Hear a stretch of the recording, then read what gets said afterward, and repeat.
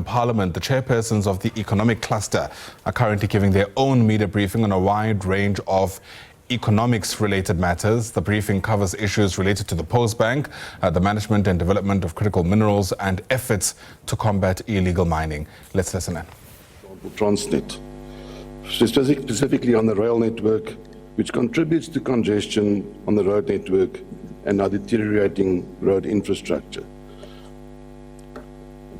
Our Select Committee has concluded 2 successful terms, having focused on the provision of passenger rail and the functionality of Transnet ports.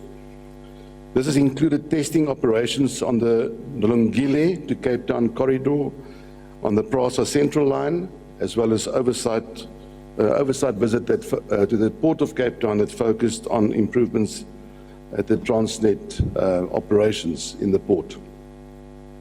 We've noticed green shoots both at Prasa and in the port of specifically Cape Town, although there's much room for improvement.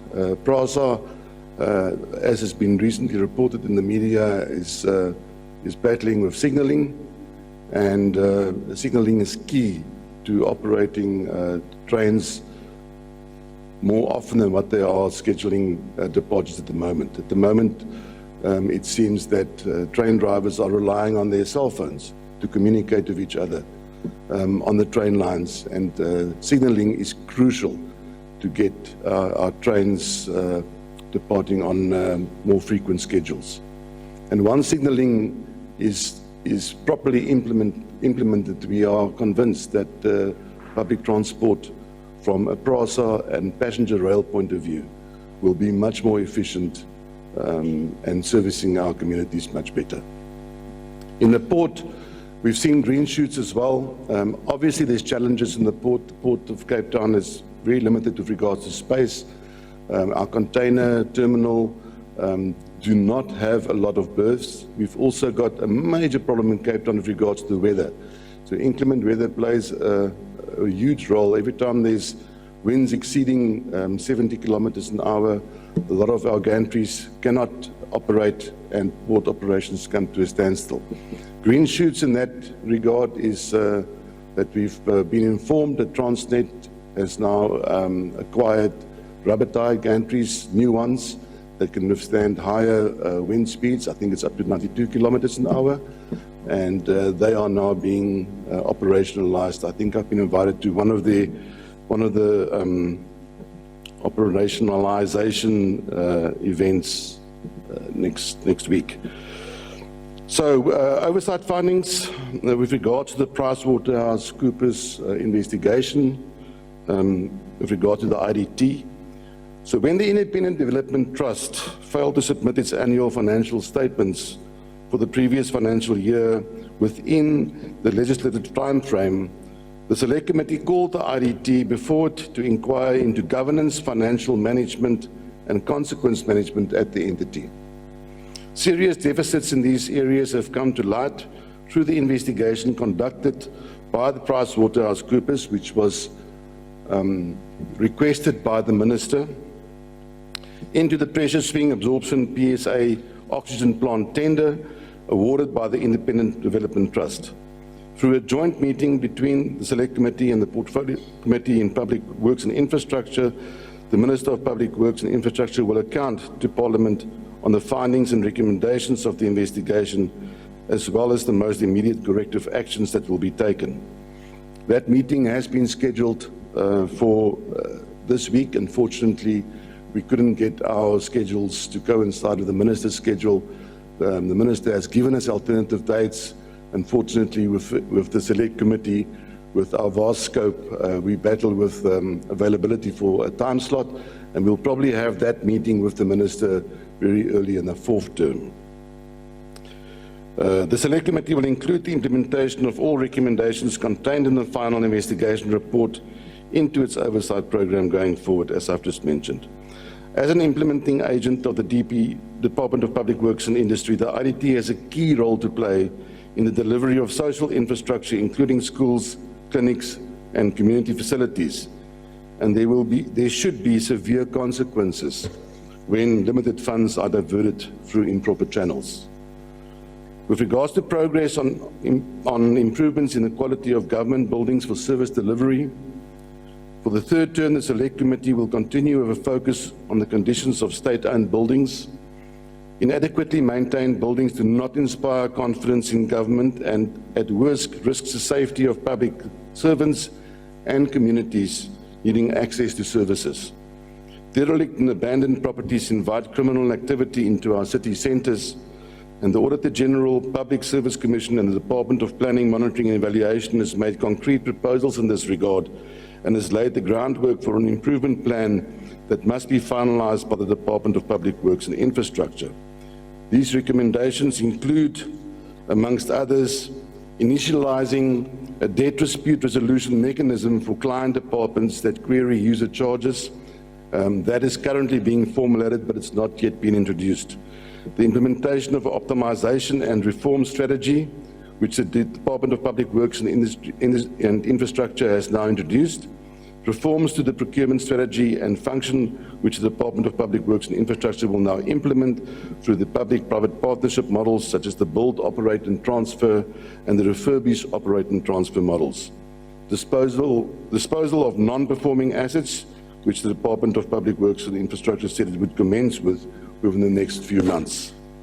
With regards to interventions on reducing debt by organs of state to the property management trading entity, we feel that engagements are necessary between the Select Committee and National Treasury in respect of the need to rework the client department user charge model that does not efficiently support the property management trading entity optimisation strategy.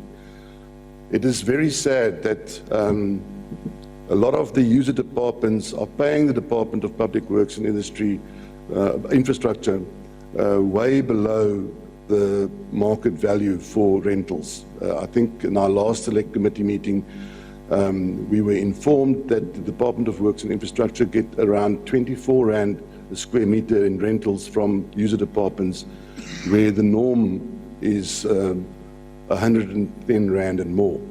So reducing the maintenance backlog, and this has caused this maintenance backlog of 28 billion Rand, requires budget reform to ring-fence maintenance budget so that departments cannot divert allocations to other operational expenditure. Further, the Department of Public Works and Infrastructure has requested the Select Committee's interventions in holding engagements with the Auditor General of South Africa, as well as National Treasury, to include the payments of the PMTE debts by departments as an audit focus and in securing executive undertakings for debt repayments. When it comes to transport, and I'm very glad that the Portfolio Committee Chair of Transport is here to answer specific questions. The Select Committee has been tracking undertakings made since the 2022-23 financial year that a digital driver's license is to be introduced for the country. This would reduce the reliance on card machines where breakdowns lead to backlogs, and hundreds of thousands of cards over multiple months are then obviously not being distributed to the license holders. During the consideration of the Department of Transport's budget earlier this year, the Select Committee noted that the introduction of a digital driver's license does not appear in the 5-year strategic plan of the department.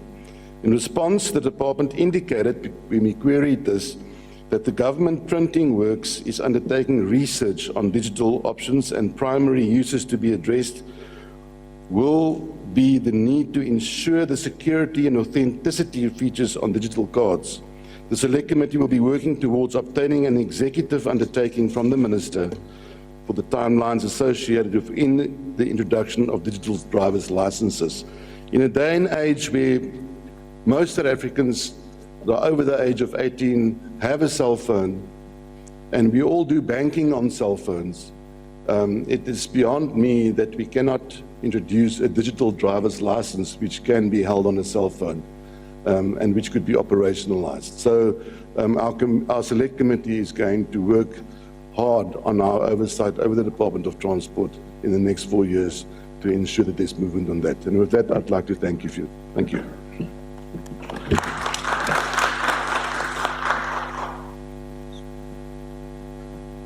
Thank you very much, Honorable Badenhorst. Honorable Badenhoff dealt with the issues of relating to PricewaterhouseCoopers, government buildings, property management, debt by state-owned organs, and driving licenses cut. The next chairperson is the Honorable Chairperson for the Portfolio Committee on.